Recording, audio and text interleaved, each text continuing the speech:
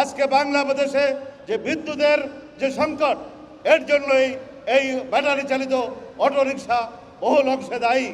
Lakh lakh battery যখন charge দেওয়া হয়, এদের জন্য সরকার বা বিদ্যুৎ বিভাগকে কোনো বিল দেওয়া হয় না। বিনা পয়সায় এই লক্ষ লক্ষ ব্যাটারি চালিত রিক্সা রাতের অন্ধকারে বিভিন্ন জায়গায় বিদ্যুৎ চুরি করে চার্জ দেওয়া হচ্ছে। অথচ নগরবাসী, আমরা যারা ট্যাক্স দিচ্ছি, তারা আমাদের বাসায় বিদ্যুৎ পাচ্ছি না। বিদ্যুতের অভাবে আমাদের সন্তানরা লেখাপড়া করতে পারতেছে না। অথচ এই অবৈধ যানবাহন বিদ্যুৎ দিয়া তাদের ব্যাটারি চার্জ করে এই রাস্তা দখল করে চালায়। এই অটো রিক্সার কারণে আমাদের অনেক অনেক সাফারিং হচ্ছে, যেরকম টাইম লস, আনপ্রোডাক্টিভিটি, অনেক কিছু। ওরা ডিসরেসপেক্টফুল, ওরা রাস্তা ওয়ান ওয়ে বানায় ফেলে। আমাদের অফিস যাওয়া প্রবলেম হয়, অফিস থেকে আসা প্রবলেম হয়। আমাদের মেন্টাল হেলথ স্ট্রাগলস অনেক, ওদের জন্য physical health struggles. Hours and hours are spent just wasting time. They do not observe any rules. মনে হচ্ছে যে আমরাই চলে যাই আর ওরাই থাকে। গুলশান বনানী রেসিডেন্টসরা যারা এখানে, গুলশান বনানী রেসিডেন্টস যারা আমরা এখানে থাকি, আমাদের লাইফ একদম চেঞ্জ হয়ে গেছে।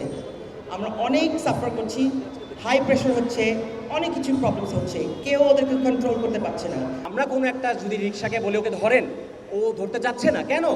Why we are the সাফারার্স।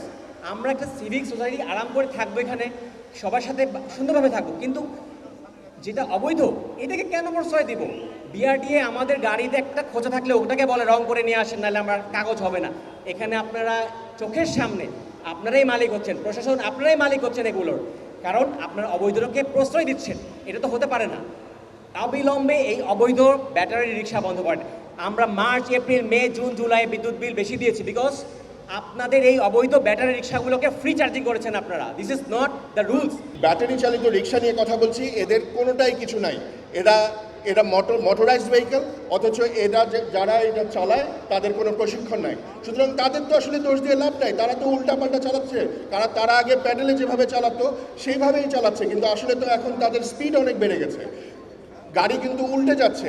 এখন বর্তমানে নানা রকমভাবে গাড়িগুলো তৈরি হচ্ছে। আগের সাধারণ রিক্সাকে মোটর বসিয়ে এটাকে কনভার্সন করা হয়েছিল, এখন কাস্টম মেড করে নানা রকম করা হচ্ছে, এবং কোনোটার সাথে কোনোটার মিল নাই, এবং ফিটনেসের কোনো রকম কোনো গাইডলাইন নাই। আমরা যদি একসঙ্গে না দাঁড়াই তাহলে কেউ দাঁড়াবে না। আপনি যদি রাস্তায় না নামেন, আমি যদি কথা বলতে এগিয়ে না আসি, আমাদের সম্মিলিত শক্তি যদি আজকে প্রশাসনের পাশে না থাকে, তাহলে কিন্তু আমরা হেরে যাব। আমরা গুলশান সোসাইটি থেকে 2 বছর আগে চেষ্টা করেছিলাম এই রিক্সা বন্ধ করার জন্য। আমাদের 7 জন কমিউনিটি পুলিশকে মৃতবাহী করে হাসপাতালে পাঠিয়ে দেওয়া হয়েছিল। পুলিশ থেকে তখন কিছু করতে পারে নাই। তাই আমরা সিদ্ধান্ত নিয়েছি, আমরা সবাই মিলে, আমরা জনসাধারণ, আমরা এই এলাকার বাসিন্দারা, আমরা ঢাকার বাসিন্দারা সবাই মিলে আমরা রাস্তায় নামবো যতক্ষণ পর্যন্ত আমাদের দাবি আদায় না হয়।